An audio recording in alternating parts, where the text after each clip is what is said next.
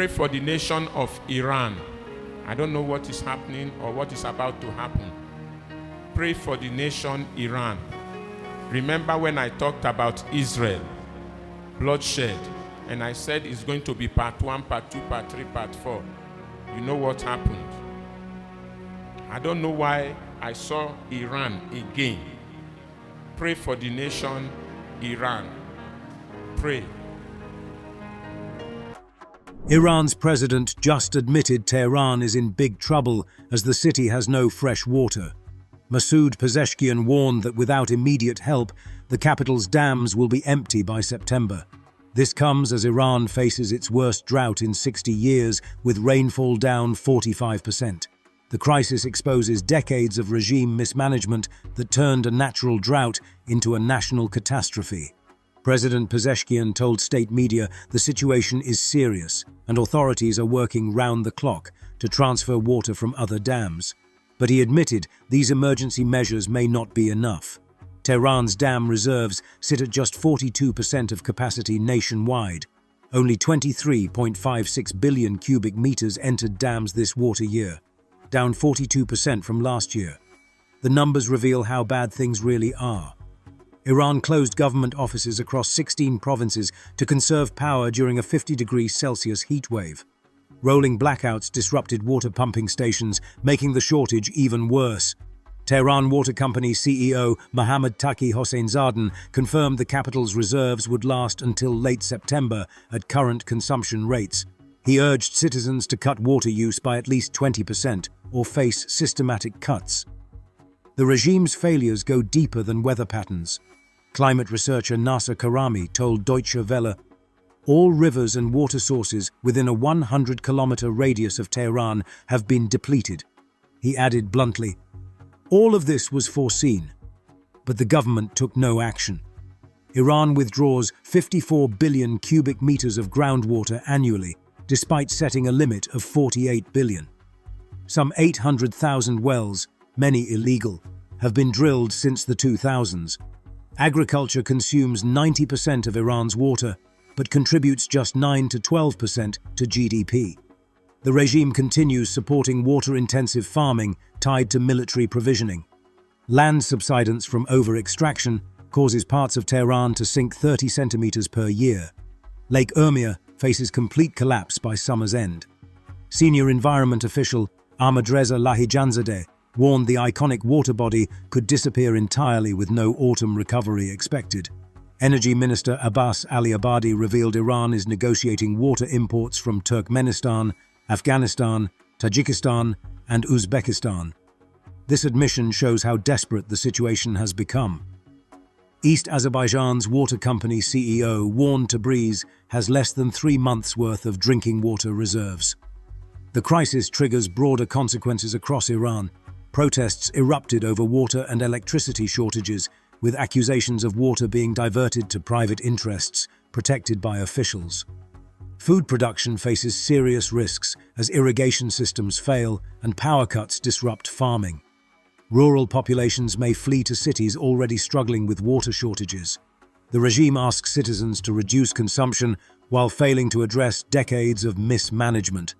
Infrastructure built for a smaller population can't handle Tehran's current demands.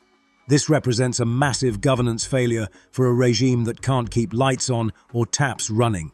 For the United States, Iran's water crisis reveals the regime's fundamental weakness. A government that can't provide basic services to its capital faces serious questions about its stability. America should maintain sanctions enforcement while monitoring how this crisis affects Iran's regional behavior. The lesson for US infrastructure planning is clear. Water security requires honest accounting, not political spin. Iran's leaders created this crisis through corruption and incompetence. Now let's talk about Iran. Its capital is shutting down, not because of enemy missiles, but because of rising temperatures. Iran is sweltering under a brutal heat wave. Temperatures have crossed 50 degrees in some parts, and this has triggered a full-blown water crisis. Local authorities have asked people to use less water. A public holiday has been declared in Tehran to save resources. Iran's reservoirs are at their lowest level in a century. Some neighborhoods are seeing water supply cuts for up to 18 hours a day. And President Masoud Pezeshkian has warned that this crisis could get worse. He says Iran must act now or face an irreversible disaster. Talks are now underway to import water from neighbors, as Tehran is running out of both water and time. Here's a report. Iran's crisis is intensifying. It has forced local authorities to take some extreme steps, like limit the use of water altogether. The country is struggling through its hottest week this year. Temperatures have soared above 50 degrees Celsius in some regions. But the heat wave is only part of the story. Iran has been struggling with a drought for 5 years now. Rainfall this year is even lower than previous years. This has led to critical supplies of water shortages. Last week, Energy Minister Abbas Aliabadi kicked off talks. Iran is now negotiating to import water from countries like Turkmenistan, Afghanistan, Tajikistan, and Uzbekistan. The country once relied on hundreds of dams built since the 1950s, but the drought has drained their reservoirs. Output from these dams has plunged. Aging infrastructure and soaring heat have only worsened the situation. There are even widespread power cuts being reported. In Tehran, the government has taken a rare step. It has declared a public holiday on Wednesday. The decision was made to reduce strain on water and electricity. The days ahead could be even more harder.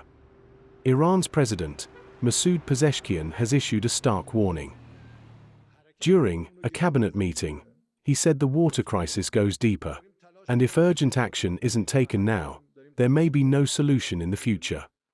Pezeshkian also called out excessive consumption. He said it must be addressed alongside better management and planning.